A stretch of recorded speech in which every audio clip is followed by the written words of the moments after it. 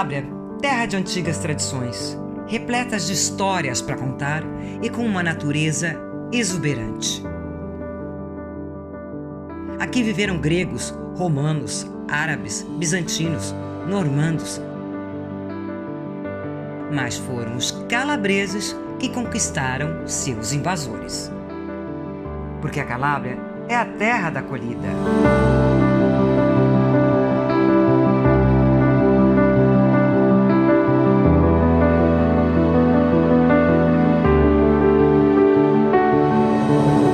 E a nossa viagem pela Calábria começa aqui, neste lugar especial, Morano Calabro, uma das aldeias mais bonitas da Itália. E, além disso, a cidade irmã de Porto Alegre.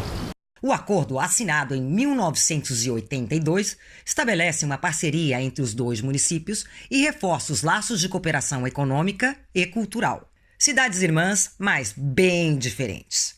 Morano tem menos de 5.000 habitantes.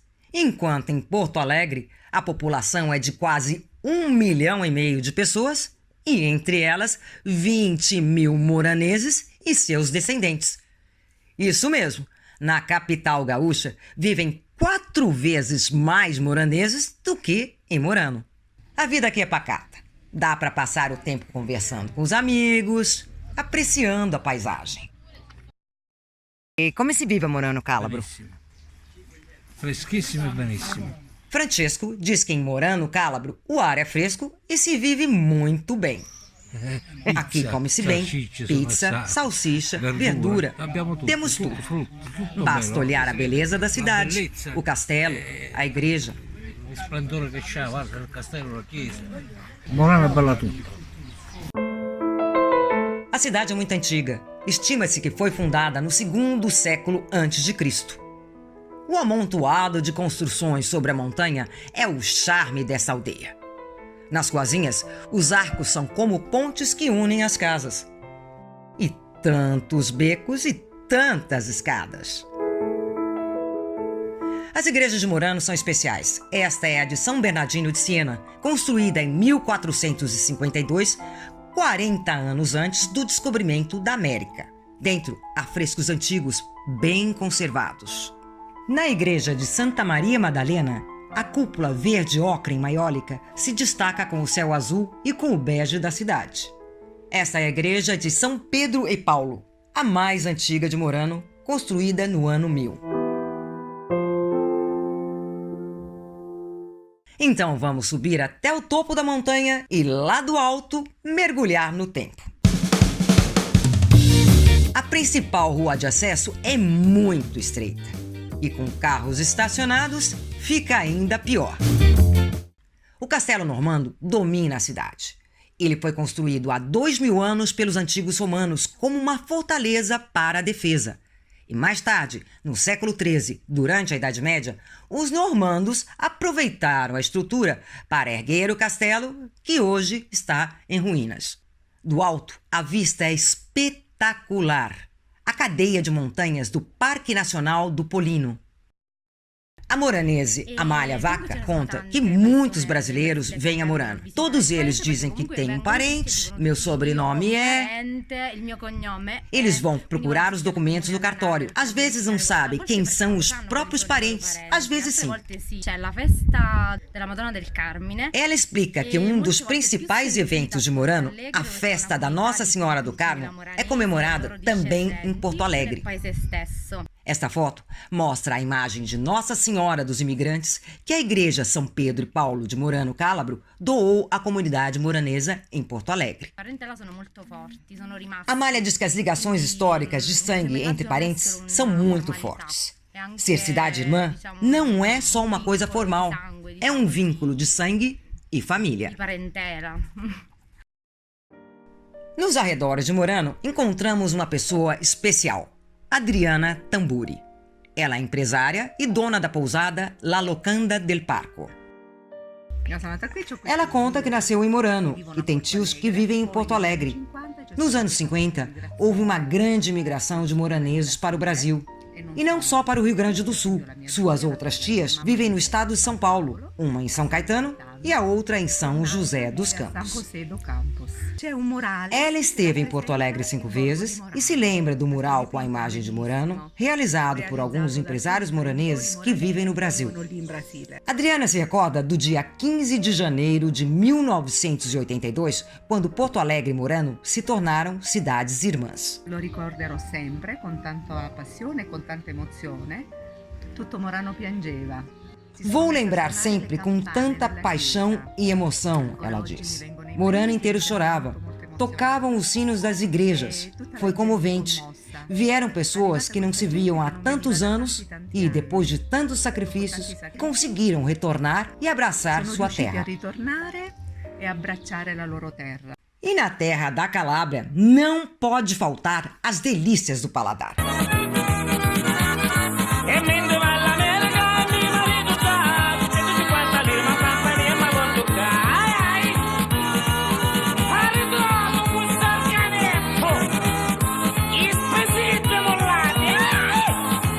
Entre as virtudes de Adriana, ela é uma cozinheira de mão cheia. Junto com Lina Mazzotta, formam a Brigada das Mulheres Defensoras das Tradições Culinárias Calabresas. Este é o Cavatelli all'ortolana. A massa é feita com farinha e água e o molho de vegetais. Rascatelli com l'anduja. Rascatelli com anduja, patê de salame típico calabrês, muito picante.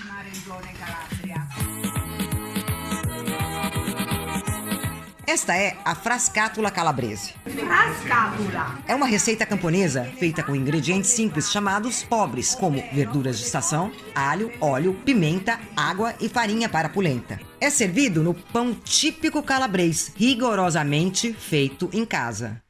E a nossa viagem continua. De Morano, percorremos 20 quilômetros para chegar em Civita, uma cidadezinha de apenas 1.000 habitantes. Civita foi fundada em torno ao ano 1470 por famílias albanesas que fugiam da guerra contra os turcos na Albânia. O Museu Étnico Arbërecht mostra vestidos típicos e antigos objetos usados pelos imigrantes albaneses. As placas mantêm informações em 2 línguas, italiano e albanês.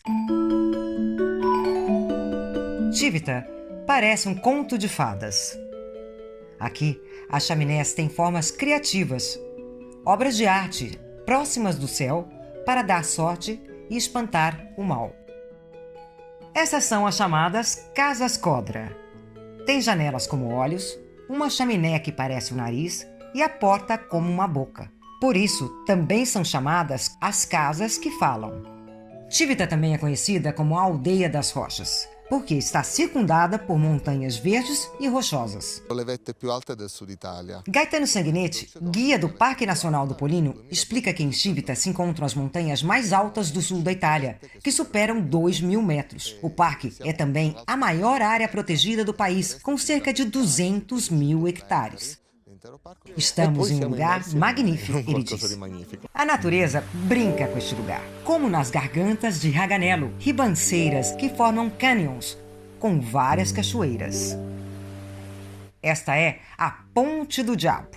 Quando foi erguida há mais de 500 anos, achavam que era impossível uma construção tão alta entre essas pedras. Pensaram que era obra do diabo. E pé na estrada! De Civita, vamos a Rossano, cidade que tem uma forte ligação entre calabreses e brasileiros. Essa é a Catedral de Maria Santíssima Aquirupita, padroeira da cidade. Aqui se encontra a imagem da Nossa Senhora Aquirupita, que também é adorada por milhares de pessoas em São Paulo. Essas fotos antigas mostram a festa em homenagem à santa todos os anos em Rossano. E essa é a Igreja da Nossa Senhora Aquirupita em São Paulo. E a festa no bairro do Bexiga, em sua homenagem. O nome Aquirupita, em grego, significa que não foi feito por mãos humanas, e sim por uma intervenção divina. A lenda do 7º século conta que a pintura da Virgem apareceu como milagre na igreja de Rossano. Um artista começava a pintar a imagem de Maria durante o dia, mas, à noite, a pintura desaparecia. Para verificar se algum intruso estivesse apagando a pintura, foi colocado um vigia na igreja. Uma noite, uma mulher com uma criança no colo se apresentou ao vigia pedindo para entrar no santuário e rezar. Mas a mulher demorou muito sem sair do local. O sentinela foi ao seu encontro. Quando entrou na igreja, descobriu a imagem da mulher e do menino no lugar da pintura.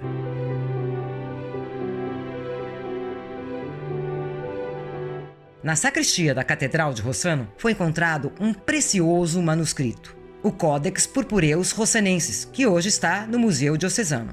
Trata-se de um dos mais antigos manuscritos do Novo Testamento existentes no mundo, escrito no VI século. É um documento único, com mais de 300 páginas. As coloridas ilustrações em miniaturas contam a vida de Cristo. Desde a chegada de Jesus em Jerusalém, Cristo expulsando os comerciantes do templo, a comunhão dos apóstolos, o lava-pés, a última ceia, Jesus diante de Pôncio Pilatos e até o arrependimento de Judas. É uma obra-prima da arte bizantina. As páginas em pergaminho, tingidas de vermelho, contêm textos dos evangelhos de Mateus e de Marcos. As escrituras são em grego. Titíria Peri, especialista em História da Cultura e vice-diretora do Museu Diocesano em Rossano, mostra que, no início de cada evangelho, 3 frases são escritas em ouro, as demais são em prata, para destacar a preciosidade da mensagem. De Rossano, vamos a Corigliano Calabro. São 2 cidades vizinhas que, depois de um referêndum, decidiram se unir. Desde 2018, Corigliano e Rossano formam um único município. Do alto da colina de Corigliano reina o Castelo do Cal. A sua história é ligada ao normando Roberto de Altavilla, apelidado de O Guiscardo. Ele mandou construir esta fortaleza no ano 1073 para proteger o território dos invasores e também para que a comunidade sentisse o imponente peso do poder. Ao longo dos séculos, o castelo passou por diversas dominações e reformas. Entre elas, a torre erguida no século XVII. Dentro, uma escada caracol de ferro liga os 4 andares da torre. As paredes e o teto são decorados com pinturas de vários temas, desde as cruzadas até a mitologia grego-romana.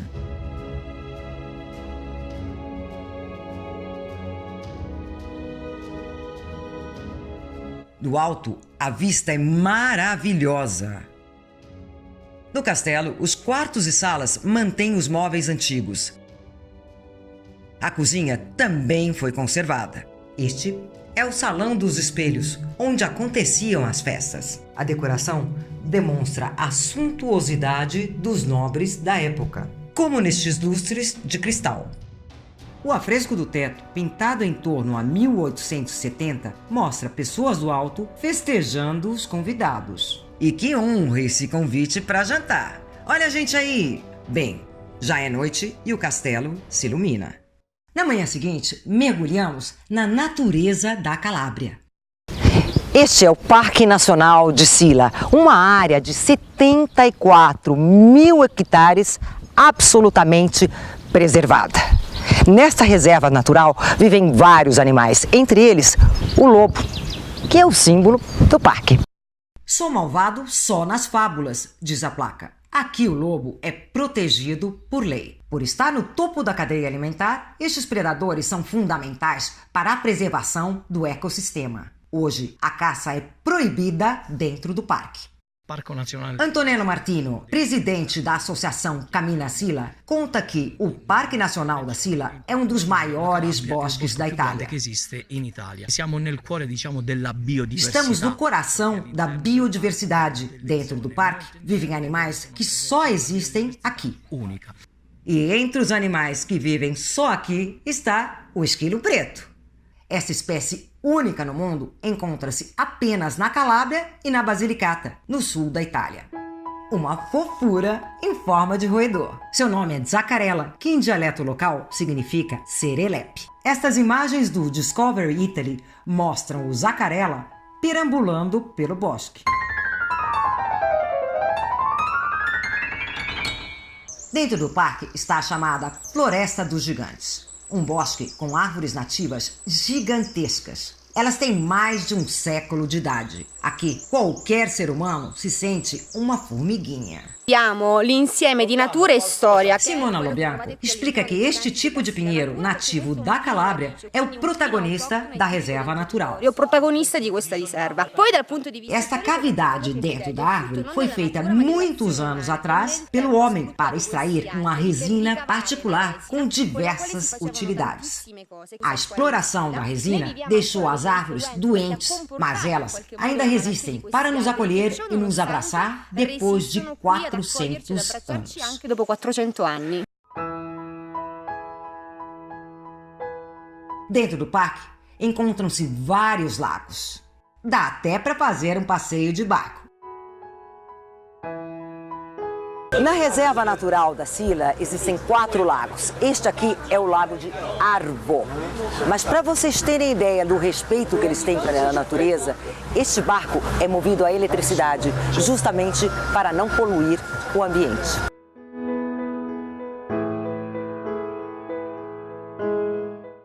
Do Parque Nacional da Sila, vamos a Cosenza, uma cidade entre 7 colinas, encruzilhada entre os rios Crate e Busento, só pode ser enigmática.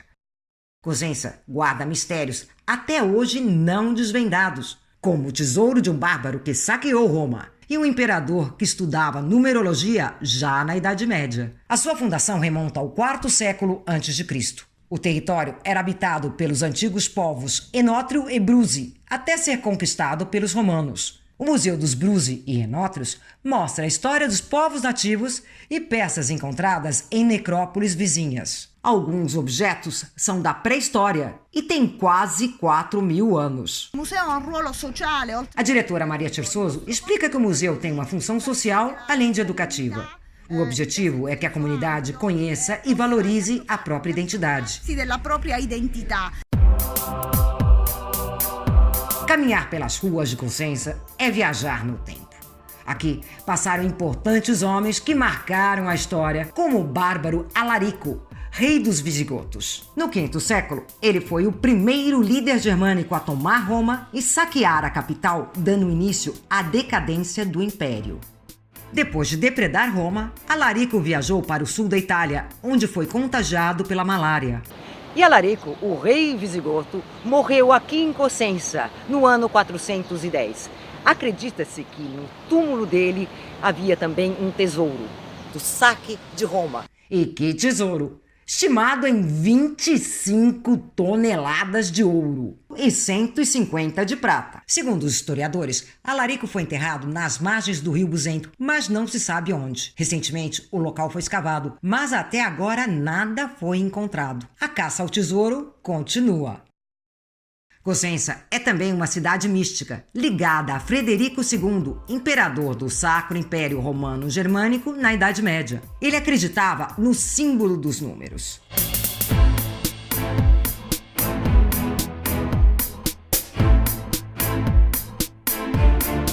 Siamo davanti alla facciata del Duomo di Cosenza, che è un duomo molto particolare perché è ricco di numerologia. A atriz Alma Pichota fala dos enigmas deste imperador que, em 1222, inaugurou a Catedral de Santa Maria Assunta. A praça na frente da catedral representa um octágono. O número 8, deitado, é o símbolo do infinito e também era o número preferido do rei Frederico II. Os 12 degraus na escada de acesso simbolizam os 12 apóstolos. As 3 rosáceas na fachada significam a Trindade e os 4 pilastres estão associados aos 4 evangelistas.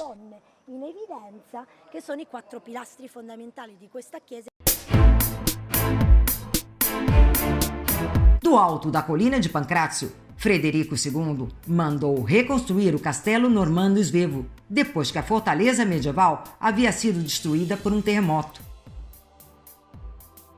A torre do castelo também é octagonal, o número 8, preferido do rei.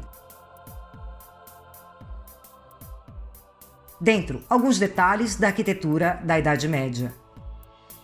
Hoje, o castelo hospeda mostras e eventos culturais que atraem habitantes e turistas do mundo inteiro. E para falar de turismo na Calábria, encontramos Klaus Algeri, presidente da Câmara do Comércio de Cosenza.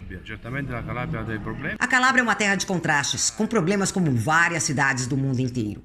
Contamos com a beleza das cidades, com a paisagem, com a cultura, com a nossa história. Acreditamos também no turismo ambiental, pois temos tantos parques. Além disso, a nossa gastronomia é excelente. Só não queremos turismo em massa, porque apostamos na qualidade. São excelência de qualidade. Cosenza é também um museu a céu aberto com várias esculturas contemporâneas. A coleção foi doada pelo mecenas Carlo Bilotta, que nasceu aqui em Cosenza.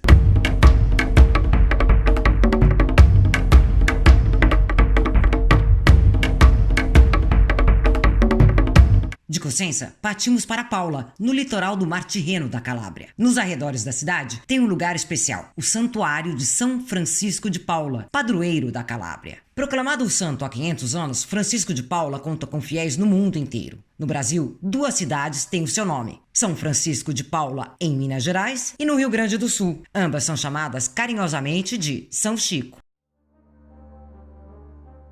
Ele nasceu em 1416 aqui em Paula. Seus pais eram devotos de São Francisco de Assis. Vários milagres foram atribuídos ao santo calabrês, desde a cura de doentes até a ressurreição do seu sobrinho Nicola. Francisco de Paula é também o santo dos veganos. Ele amava os animais e não comia carne, laticínios e nem ovos, só vegetais. E com esta dieta, ele viveu 91 anos. Conta-se que ele tinha um bichinho de estimação, o cordeiro Martinello. Um dia, os operários que trabalhavam na construção da sua igreja mataram o animal para comer e jogaram seus ossos na fogueira. Desesperado com a perda, Francisco começou a chamar o cordeiro e ressuscitou Martinello. Nos santuários, afrescos nas paredes contam a vida do santo. Com apenas 13 anos, decidiu ser ermitão. No subsolo encontra-se a gruta, onde ele fazia seus retiros espirituais. E este é um lugar no Santuário de Paula especial. Parece uma caverna, mas aqui vinha São Francisco de Paula fazer as suas orações. São Francisco de Paula é também o santo protetor dos navegantes. Conta-se que ele atravessou o Estreito de Messina, da Calábria, para a Sicília, velejando sobre o seu manto. E já que falamos de mar, percorremos a Costa das Cidras, assim chamada por causa das plantações de cidra. Agora a gente vai conhecer uma fruta muito especial na Calábria: a cidra. Parecida com o limão gigante, ela é rica em propriedades nutrientes e tem efeitos medicinais. A cidra é também citada na Bíblia e no Alcorão. No judaísmo, simboliza a perfeição. Angelo Aducci, presidente do consórcio regional da cidra da Calábria, explica que esta fruta representa a história, tradição e a cultura local. Durante o mês de agosto se organiza um festival da cidra, com um percurso místico e sensorial. A Calábria é bela como a cidra.